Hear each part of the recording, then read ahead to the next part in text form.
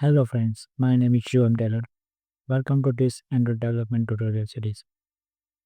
In this video, we will start from very beginning, understanding what is Android and why it is important for developer like us.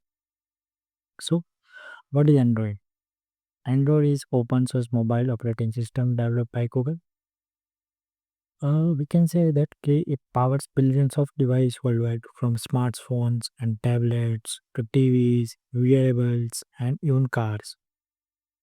One of the biggest strengths of Android is that it's open and customizable. That means any phone manufacturer can use it, modify it, and build their own devices.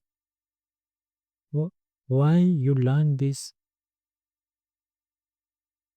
in this tutorial series? We will go from beginner to advanced level.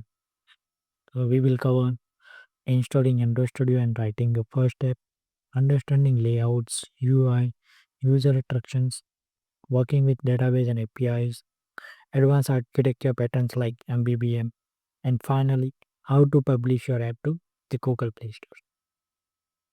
By the end of the series, you will have the skill to create your own fully functional Android application. In the next video, we will install Android Studio and set up our development environment.